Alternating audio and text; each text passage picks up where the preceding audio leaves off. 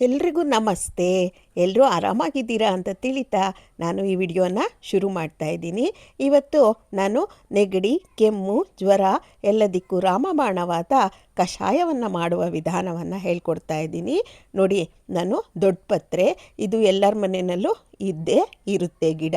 ಅದರ ಒಂದು 6-7 ಹೆಸಳನ್ನು ಅಂದರೆ ಎಲೆಗಳನ್ನು ತಗೊಂಡಿದ್ದೀನಿ.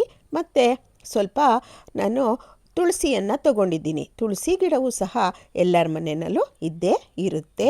ಚೆನ್ನಾಗಿ ತೊಳೆದ್ಬಿಟ್ಟು ಅದನ್ನು ಮಳ್ಳೋದಕ್ಕೋಸ್ಕರ ನಾನು ಒಲೆ ಮೇಲೆ ಇಟ್ಟು 2 ಲೋಟ ನೀರನ್ನು ಸೇರಿಸ್ತಾ ಇದ್ದೀನಿ. 2 ಲೋಟ ನೀರನ್ನು ಹಾಕೋದ್ರಿಂದ ಅದು 1.5 ಲೋಟ ನೀರು ಕಷಾಯ ನಮಗೆ ಸಿಗುತ್ತೆ. ಅದಕ್ಕೆ 2 ಲೋಟ ನೀರನ್ನು ನಾನು ಸೇರಿಸ್ತಾ ಇದ್ದೀನಿ. ಇದು ಚೆನ್ನಾಗಿ ಮಳ್ಳಬೇಕು. ಅದಕ್ಕೋಸ್ಕರ ನಾನು ಸ್ಟವನ್ನು ಹಚ್ಚಿ ಒಂದು 10 ನಿಮಿಷ ಇದನ್ನು ಮಳ್ಳೋದಕ್ಕೆ ಬಿಡ್ತಾ ಇದ್ದೀನಿ. ಅದ್ರ ಜೊತೆಗೆ ನಾನು 2 ಸ್ಪೂನು ಅರಿಶಿನ ಪುಡಿ ಮತ್ತು 2 ಸ್ಪೂನು ಚೆಚ್ಕೊಂಡು ಪುಡಿ ಮಾಡಿ ಇಟ್ಟಿರುವಂತಹ ಕರಿ ಕಾಳು ಮೆಣಸಿನ ಪೌಡರನ್ನು ಸಹ ಸೇರಿಸ್ತಾ ಇದ್ದೀನಿ. ಇವೆಲ್ಲ ನೆಗಡಿ, ಕೆಮ್ಮು, ಜ್ವರ ಇವಕ್ಕೆ ರಾಮಬಾಣ ಅಂತಲೇ ಹೇಳ್ಬೋದು. ಮತ್ತು 1 ಇಂಚು ಶುಂಠಿಯನ್ನು ತೊಳೆದು ನಾನು ಚೆನ್ನಾಗಿ ತೊಗೊಂಡಿದ್ದೀನಿ. ಮತ್ತು ಅದನ್ನು ಹಾಗೆ ಹಾಕ್ತಾಯಿಲ್ಲ, ಚೆನ್ನಾಗಿ ಜಜ್ಜಿ ಹಾಕ್ತಾಯಿದ್ದೀನಿ. ಯಾಕಂದರೆ ಮಳ್ತಾ ಇರೋ ನೀರಿಗೆ ಜಜ್ಜಿ ಹಾಕಿದಾಗ ಅದ್ರ ಸಾರ ಎಲ್ಲ ನೀರು ಹೀರ್ಕೊಳ್ಳುತ್ತೆ ಮತ್ತು ನಮಗೆ ಗಂಟ್ಲಿಗೆ ಹಿತವನ್ನು ಕೊಡುತ್ತೆ ಅಂತ ಹೇಳಿಬಿಟ್ಟು ನಾನು ಚಚ್ಚಿ ಶುಂಠಿಯನ್ನು ಹಾಕ್ತಾಯಿದ್ದೀನಿ.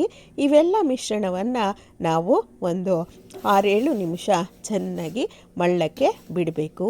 ಆ ಸಾರ ಎಲ್ಲ ಕಷಾಯವಾಗಿ ಪರಿಣಾಮ ಆಗುತ್ತೆ, ಅಂದರೆ ಪರಿವರ್ತನೆಗೊಳ್ಳುತ್ತೆ. ಈ ಕಷಾಯವನ್ನು ನಾನು ಒಂದು ಗ್ಲಾಸಿಗೆ ಫಿಲ್ಟರ್ ಮಾಡ್ಕೋತಾ ಇದ್ದೀನಿ.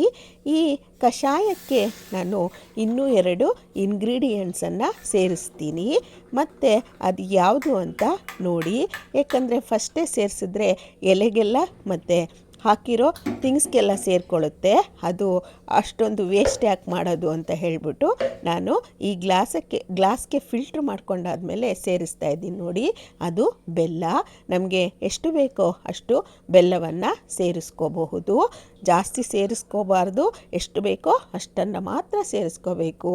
ಮತ್ತು 2 ಚಿಟಿಕೆ ಉಪ್ಪನ್ನು ಸಹ ನಾವು ಸೇರಿಸ್ಕೊಂಡು ಇದನ್ನು ಬಿಸಿ ಬಿಸಿ ಇರುವಾಗಲೇ ನಾವು ಸೇವಿಸಬೇಕು, ಅಂದರೆ ಕುಡಿಬೇಕು. ಆಗ ಗಂಟ್ಲಿಗೆ ಹಿತ ಕೊಡುತ್ತೆ ಮತ್ತು ನೆಗಡಿ, ಕೆಮ್ಮು, ಜ್ವರ ಎಲ್ಲ ದೂರ ಹೋಗುತ್ತೆ. ಇದನ್ನು ನೀವು ಮನೆಯಲ್ಲಿ ಈಸಿಯಾಗಿ ಮಾಡ್ಕೋಬಹುದು.